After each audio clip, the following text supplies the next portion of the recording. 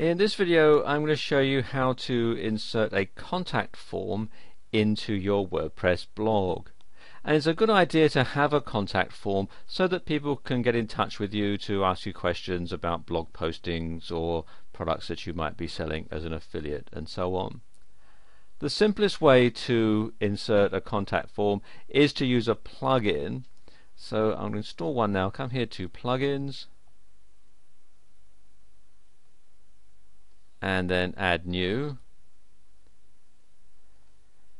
and I'll do a search here for contact form and click on search plugins, and as you can see there are a whole lot of different contact forms that you can have, but the one that I like is this one here, Slick Contact Forms by Lee Chestnut.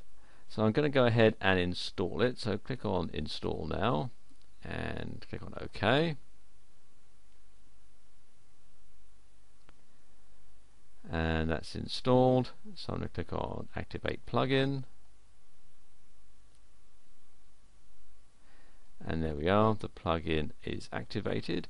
So now I need to configure it. So come down here to settings.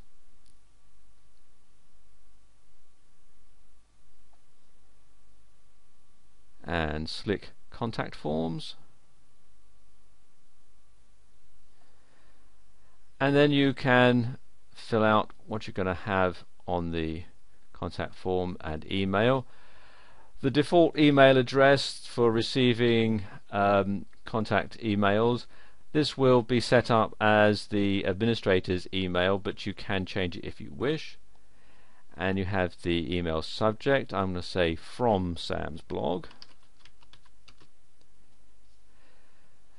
There are a couple of options here. You can include the IP address, which is a good idea because that can help track down anybody who's trying to spam you via your contact form, and include the page URL. I would check that one as well, because then that gives you an idea as to what pages people are viewing when they have a query to get in touch with you. Then you have the options you can have after the form has been submitted. You can have what they call the AJAX message, which basically you can type in here. The default one is thank you, your comments have been received. The error is error, please try again, and the invalid is there was an error verifying your details. And then you've got the validation messages, input required, and enter a valid email. You can also, if you wish, have a redirect, and you can enter here the URL of the page that you want people to go to after the email has been sent, or if there's an error, and so forth. I'm going to stick with the AJAX message and then click on Save Changes. There we go, the settings are saved. So I go back to the dashboard, and then I need to insert a widget into my main page so that the contact form can be activated. So I'm going to click here on widgets, and then scroll down till I find the Slick Contact Forms.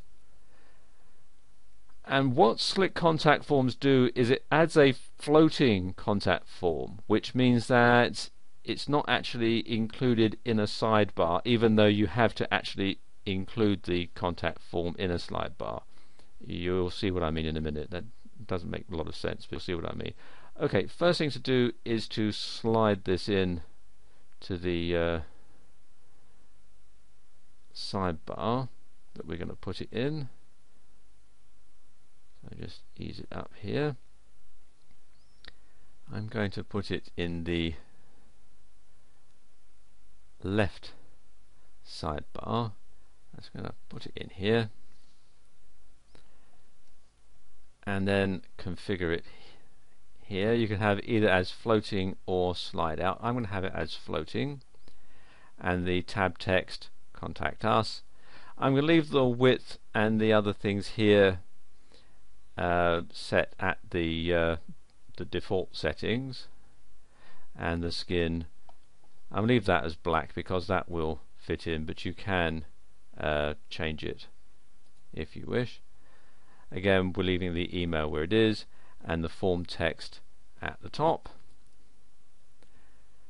Again, in the text box, the name and email that's required, and the location I'm going to leave it here at left, but you can change it if you wish. So we'll do that, and now click on save, and there we go, that's done. Now if I go to the blog site, you can see that the contact form is floating right here. I'm using a very small screen resolution for this.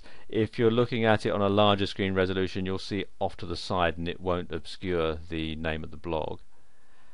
And if I click on it, you can see we have the space for people's name and email and their questions or comments, and the submit button and so on. So let's just enter that in